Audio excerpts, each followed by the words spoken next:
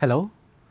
So, today we are meeting again for discussing upon the subject of business statistics and analytics.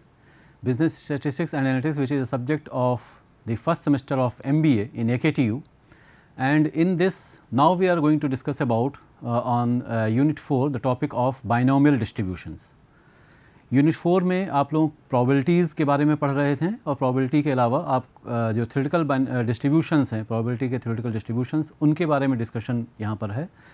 3 अलग अलग theoretical distributions syllabus में हैं आपके, जिसमें binomial distribution है, पॉइसन डिस्ट्रीब्यूशन है और नॉर्मल डिस्ट्रीब्यूशन है। तो इन तीनों के बारे में थोड़ा सा जो कॉन्सेप्चुअल चीज़ें वो हम लोगों ने देखी पहले ही। Now we will be taking up them up one by one, और इनके बारे में जो न्यूमेरिकल्स हैं वो थोड़ा सा स्टडी करेंगे, समझेंगे, जिससे कि कुछ न्यूमेरिकल्स जो आते हैं उनका हमें आइडिया लग जाए। बाइनोमियल डिस्ट्रीब्यूशन जैसा पहले हम लोग बात कर चुके हैं, it is just a small recap of that. It is a discrete distribution. The probability of success is denoted by P, small P, जो कि हमेशा एक्चुअली प्रोबेबिलिटी का नोटेशन है। प्रोबेबिलिटी के लिए नोटेशन यही यूज़ किया जाता है। फेलियर की प्रोबेबिलिटी को हम Q से डिनोट करते हैं। P and Q, this is a unique characteristic of binomial distributions.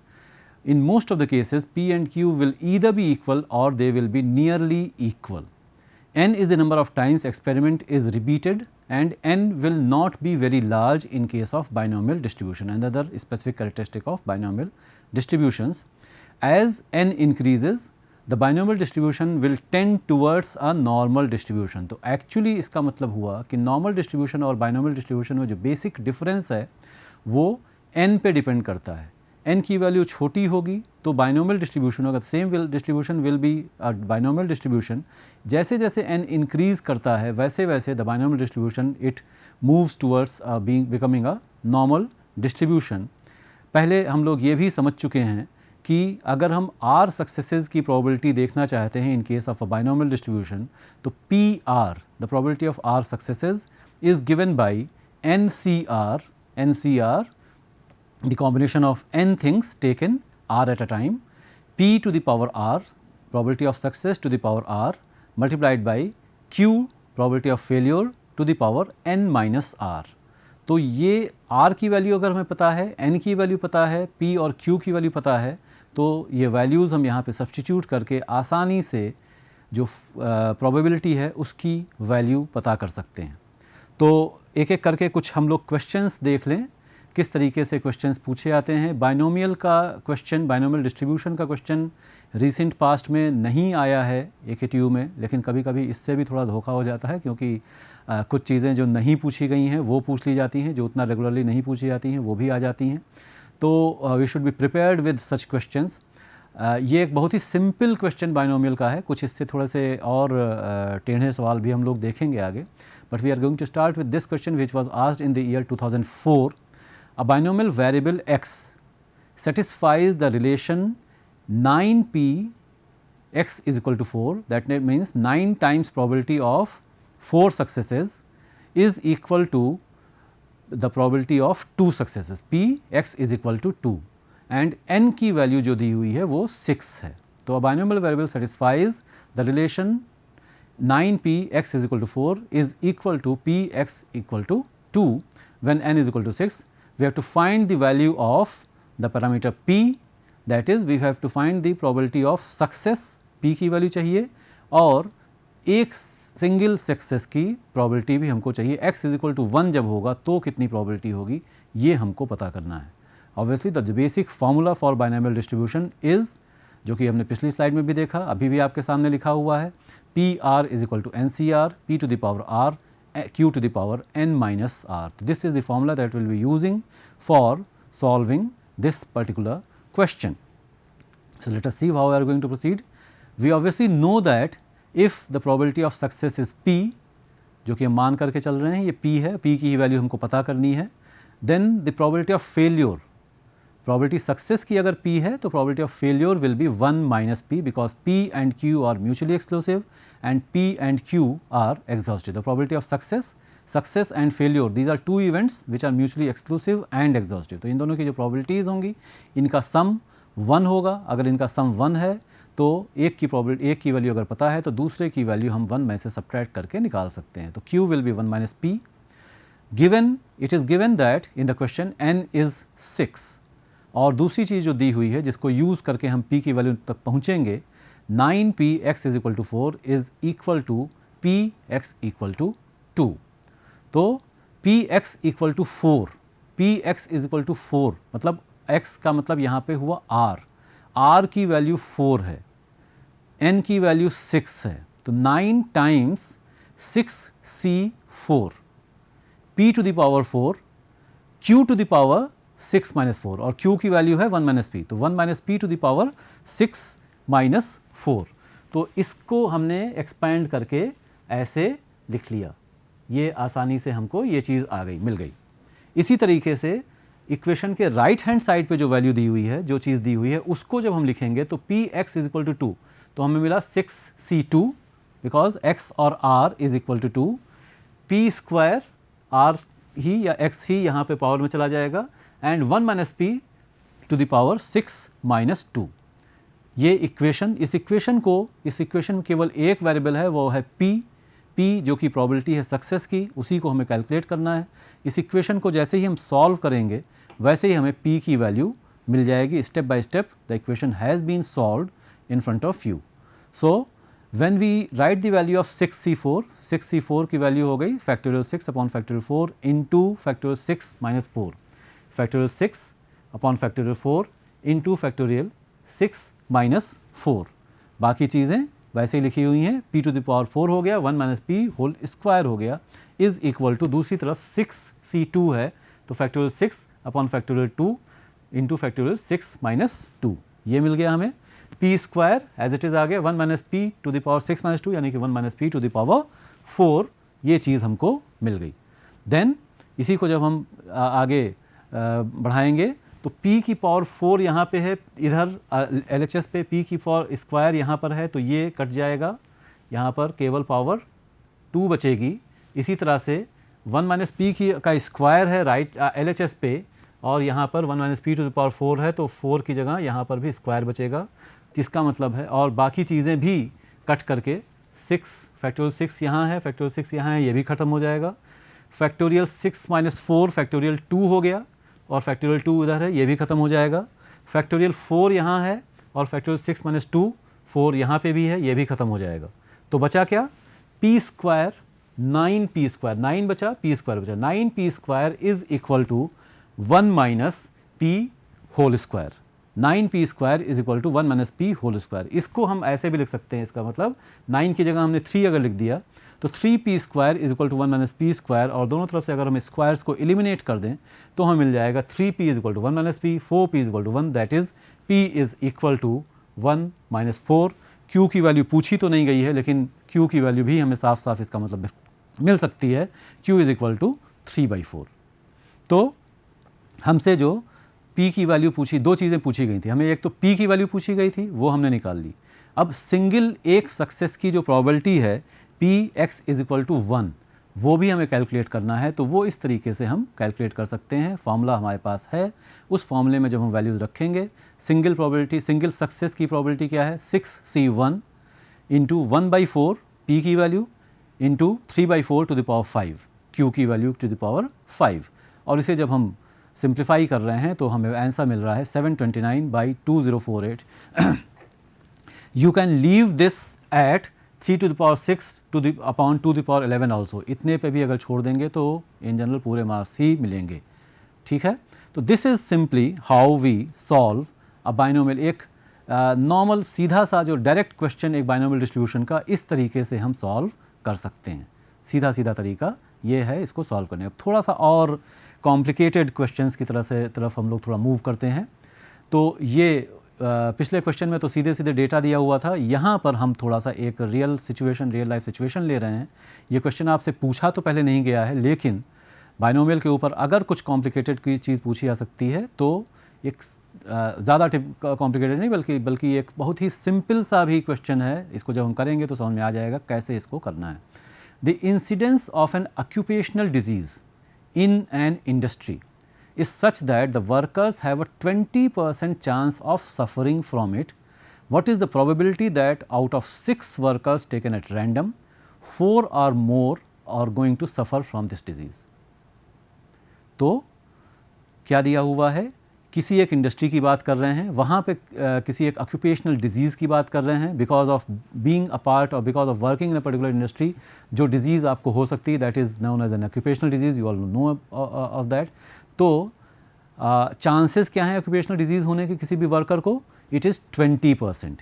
20% chance है ऑक्यूपेशनल डिजीज़ होने की। 20% is 20/100। So 20/100 is the probability of P। हम ध्यान देंगे क्योंकि यहाँ पर बात किस चीज़ की जा रही है, प्रोबेबिलिटी पूछी किस चीज़ की जा रही है, P क्या होगा, Q क्या होगा, ये इस पे डिपेंड करेगा कि हमें पूछा क्या जा रहा है क्वेश्चन में।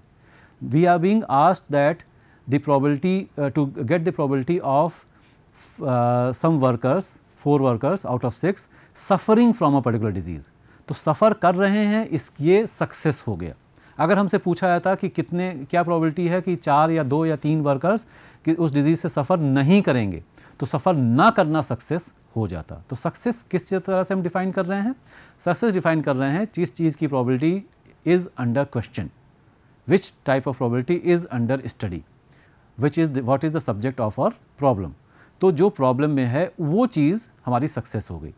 तो P की वैल्यू हो गई 20/100। P की अगर 20% चांसेस हैं सफ़र करने की, तो 80% चांसेस हो गई कि वो डिज़ीज़ किसी को ना हो। 80/100 will be the value of Q.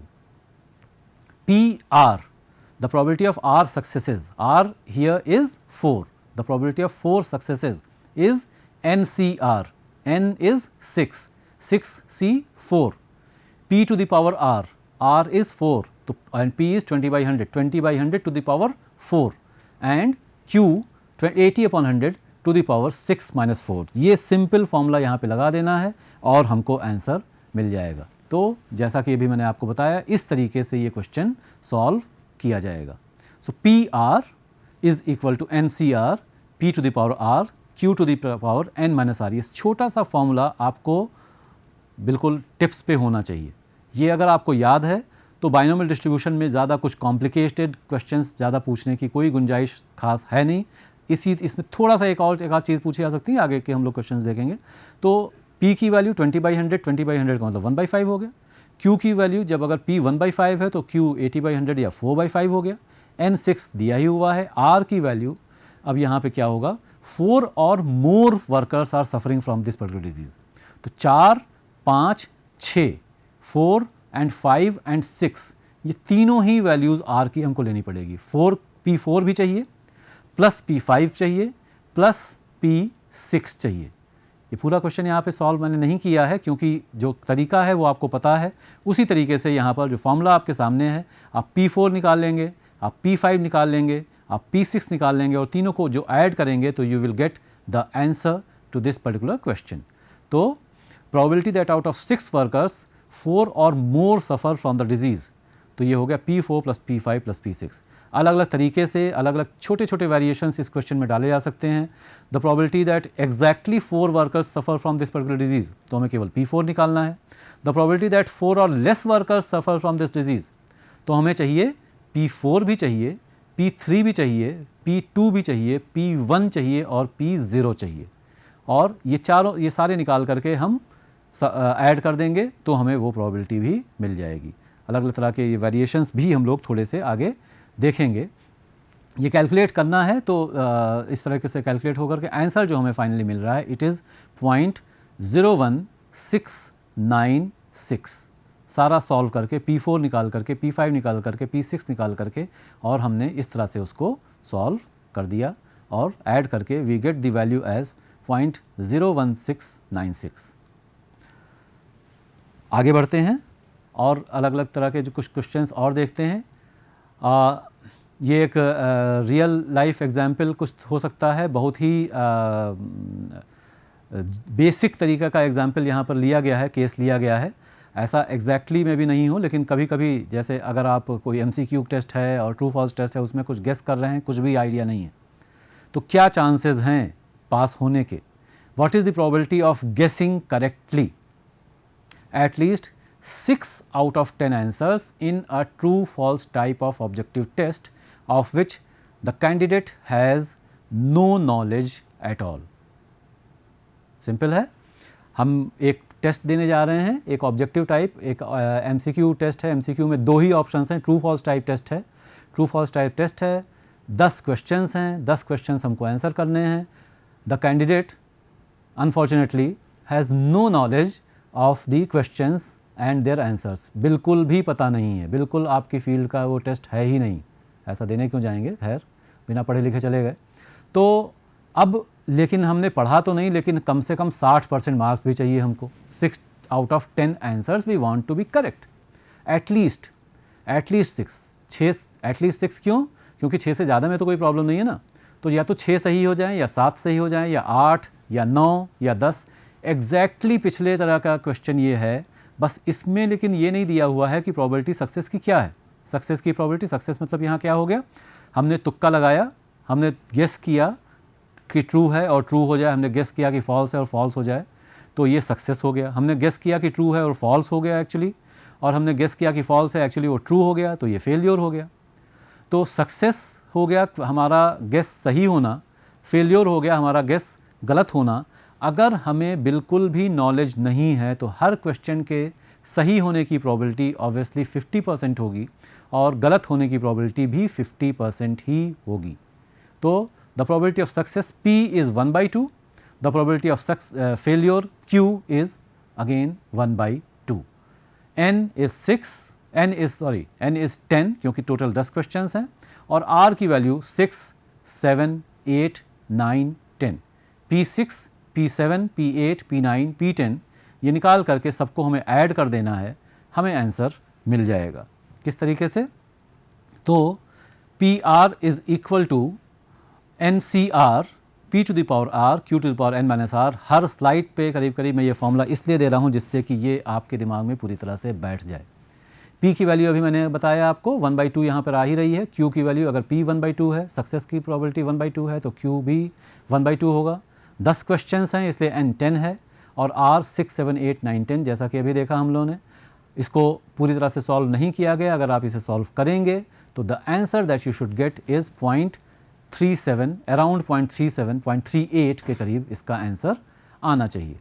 तो ये भी एक अलग इसका एप्लीकेशन बाइनोमियल थ्योरम का हो गया। मूविंग अलोंग, आगे बढ़ें थोड़ा सा। देखिए ये किस तरीके से हम एक रियल लाइफ सिचुएशन को कैसे हम यहाँ पर देख सकते हैं। ये क्वेश्चन एक्चुअली मैंने उठाया है फ्रॉम बैंक PO एग्ज़ाम जो है, IBPS के एग्ज़ाम से यहाँ ये क्वेश्चन मैंने लिया है। वहाँ पर जो प्रोबेबिलिटी क्वेश्चन पूछे जाते हैं, Lok Sabha is to discuss a constitutional amendment, there will be 4 rounds of voting, in each round we are going to assume that the ruling party has a 60% chance of getting the resolution passed by a majority vote. Assuming that the rounds are independent of each other, यानी कि पहले round का जो result है वो दूसरे round के result पे असर नहीं डालेगा। What is the probability that the ruling party will win 0 rounds? इसी एक क्वेश्चन में कई सारे क्वेश्चन छुपे हुए हैं। The ruling party will win exactly 0 round, exactly 1 single round, 2 rounds, 3 rounds और all 4 rounds। और दूसरा पार्ट जो इस क्वेश्चन का है वो है कि what is the probability that the ruling party wins at least 1 round, कम से कम एक राउंड। कम से कम एक राउंड का मतलब हो गया P1 plus P2 plus P3 plus P4। तो ये 2 चीज़ें पूछी गई हैं। पहला पार्ट अगर हम कर लेंगे तो दूसरा पार्ट में तो उसको जोड़ना ही रह जाता है। पहले पार्ट में हमने P0 भी निकाल लिया, P1 भी निकाल लिया, P2 भी निकाल लिया, P3 निकाला और P4 निकाला, और P0 को छोड़ करके बाकी चारों को अगर हम ऐड कर दें या फिर P1 में से P0 को सब्ट्रैक्ट कर दें तो हमें आंसर मिल जाएगा। इसको अभी देखते हैं कैसे आगे बढ़ेंगे। तो n की वैल्यू यहाँ पर क्या है, कितने राउंड्स हैं वो n की वैल्यू हो गई। n की वैल्यू है 4। जितने राउंड्स में सक्सेस की आप प्रोबेबिलिटी जानना चाहते हैं वो r हो गया, यानी कि r की वैल्यू एक बार हमें 0 लेनी है, फिर 1 लेनी है, फिर 2 लेनी है, फिर 3 लेना है और 4 लेना है। इस तरह से 5 अलग अलग बार इसको सॉल्व करना है। p की value 60% chance of getting the resolution passed by majority vote in one round, in each round, लिखा हुआ साफ साफ, in each round assume that the ruling party has a 60% chance of getting the resolution passed by majority vote. तो success की probability P की value हो गई 60/100, P की वैल्यू हो गई 60/100, 6/10, 3/5. फेल्योर की प्रोबेबिलिटी Q की वैल्यू 60% चांस अगर पास होने की रिजोल्यूशन की है तो 40% चांस हो गई रिजोल्यूशन पास ना हो पाए इसकी प्रोबेबिलिटी, तो 40/100 हो गई Q की वैल्यू। इस तरीके से हमने सारी वैल्यूज़ जब हमको पता चल गई तो इसको हम लोग आसानी से सॉल्व कर सकते हैं। और सारी वैल्यूज़ जो अभी मैंने आपको बताई वो सारी यहाँ पे आपके सामने लिखी हुई हैं। P is 60/100, Q is 40/100, N is 4, R की वैल्यू A पार्ट के लिए, A पार्ट में R की वैल्यू है 0, 1, 2, 3 एंड 4, और B पार्ट में R की वैल्यू है ग्रेटर देन और equal to 1, because we are talking about at least single round, at least one round is won by the ruling party. Answers लिखे हुए हैं जिस तरीके से बाकी क्वेश्चंस अभी हम लोग पहले कर रहे थे, एग्जैक्टली सेम तरीके से हम जब ये क्वेश्चन करेंगे तो ये आंसर्स हमको मिलने चाहिए। फ्रैक्शन में लिख करके आप इसको छोड़ सकते हैं, कोई दिक्कत नहीं है। इसमें इसको आपको 100 डिवाइड करके डेसिमल में लिखने की ऐसी कोई आवश्यकता नहीं है। तो ये आंसर्स इस तरह से आपको मिल जाएंगे।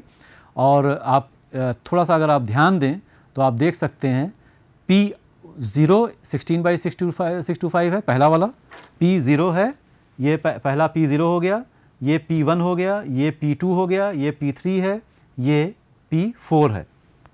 और P0 को छोड़ करके बाकी चारों अगर हम जोड़ देंगे तो हमको 609/625 मिल जाएगा। या फिर 1 में से अगर हम P0 सब्ट्रैक्ट कर देंगे तो भी हमको 609/625 दूसरे क्वेश्चन का दूसरे पार्ट का जो आंसर है वो मिल जाएगा, क्योंकि 0, 1, 2, 3, 4 इतने ही राउंड्स हो ही सकते हैं, इतने ही यही प्रोबेबल आउटकम्स हैं, यही प्रोबेबिलिटी आउटकम्स हैं। These are mutually exclusive and exhaustive, तो इसलिए सबकी प्रोबेबिलिटीज़ का सम 1 आ रहा है। Moving on to another question, ये थोड़ा सा क्लास में जब मैं कराता हूँ तो थोड़ा सा ये बच्चों को मुश्किल लगता है, इसका सेकेंड पार्ट। दोनों पार्ट्स में जो डिफरेंस है वो बहुत ज़्यादा नहीं है और ये कन्फ्यूज़न हो सकता है। और एक्चुअली सेकेंड पार्ट जो इस क्वेश्चन का है वो पूरी तरह से बाइनोमियल का नहीं है, थोड़ा सा उसमें ट्विस्ट किया गया है और यही इसमें, इसीलिए इस क्वेश्चन को मैंने यहाँ पर रखा भी है। दूसरी जो इम्पॉर्टेंट चीज़ है, यहाँ पर साफ साफ P की वैल्यू भी नहीं दी है, ये भी एक कन्फ्यूजिंग चीज़ हो सकती है। खैर देखते हैं। In a particular city it rained on 12 out of the past 30 days, पिछले 30 दिनों में 12 दिन बारिश हुई है एक किसी शहर में।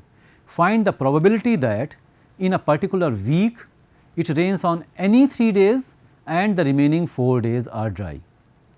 It rains on any 3 days and the remaining 4 days are dry. तो पहली चीज़ तो यहाँ प्रोबेबिलिटी नहीं दी है, खैर उस पर अभी आते हैं, दूसरे पार्ट पे भी बाद में आएंगे, पहले पहला पार्ट देख लिया जाए। तो P की वैल्यू तो दी ही नहीं है, कहाँ से निकलेगी?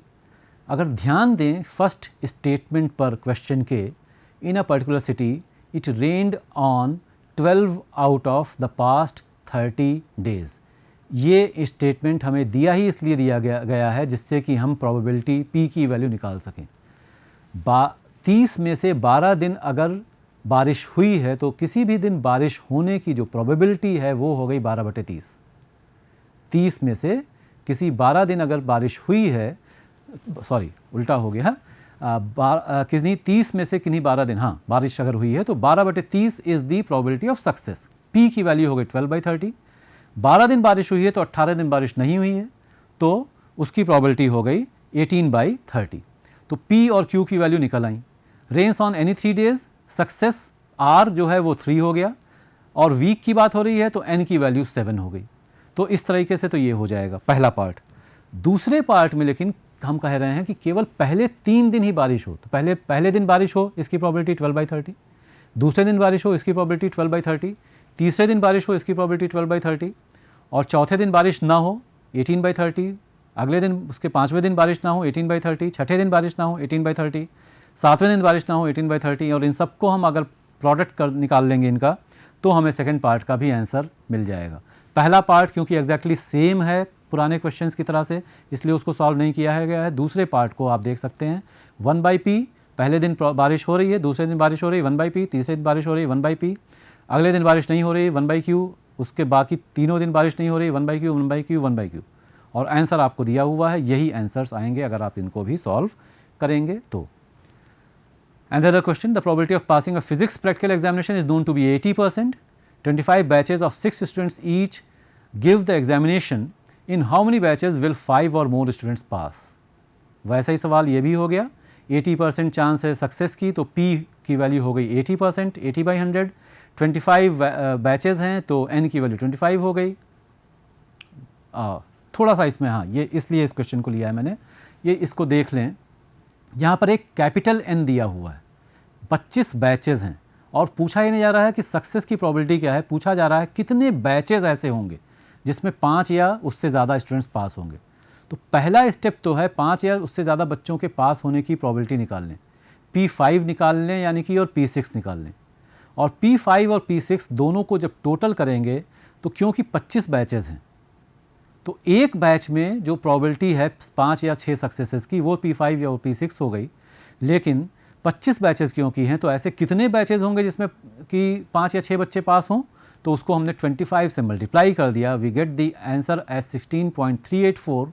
क्योंकि बैचेज़ की संख्या इंटीजर में होनी चाहिए, इसीलिए इसे हम राउंड ऑफ करके नियरेस्ट इंटीजर में आंसर इज़ 16।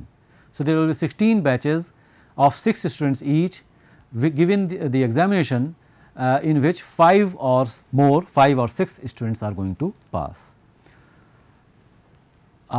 थोड़ा और ये अलग सवाल थोड़ा सा है, इसको हम लोग देख लें। It is known that 50% of the population of a particular town takes tea. 100 investigators are hired to ask 10 individuals each if they take tea or not. How many investigators would you expect to report 3 or less take tea in their particular group? 3 or less, एक group में 10 लोग हैं तो n की value हो गई 10। 3 या 3 से कम चाय पीने वाले मिलें तो 3, 2, 1, 0, ये हो गया R। 100 इन्वेस्टिगेटर्स हैं, इसलिए कैपिटल N हो गया 100, और 50% पॉपुलेशन चाय पीती है तो P की वैल्यू हो गई 1/2 और Q की वैल्यू हो गई 1/2। तो जब हम कैलकुलेट करेंगे P0 + P1 + P2 + P3, इसकी वैल्यू को यहाँ पर दोबारा से अब 100 से मल्टीप्लाई करना पड़ेगा, ये जानने के लिए कि कितने इन्वेस्टिगेटर्स ऐसे होंगे जिनको कि 3 या 3 से कम लोग चाय पीने वाले मिलते हैं। और वो जो आंसर आ रहा है वो है 17.1875, which is again we will have to round it off क्योंकि वो एक न्यूमेरिकल वैल्यू होनी चाहिए।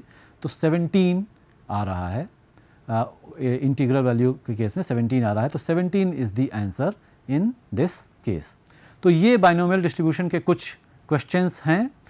इतनी चीज़ों को अगर हम प्रैक्टिस कर लेंगे तो फिर कहीं पर भी कोई प्रॉब्लम एग्ज़ाम में नहीं होनी चाहिए। और आगे भी जब आप एक्चुअली बिजनेस सिचुएशंस में इस तरह के सिचुएशंस अगर देखेंगे तो आसानी से इनको आप सॉल्व करके और प्रोबेबिलिटीज़ और एस्टिमेशंस इस तरह से निकाल सकते हैं। So this is all for this session. Thank you.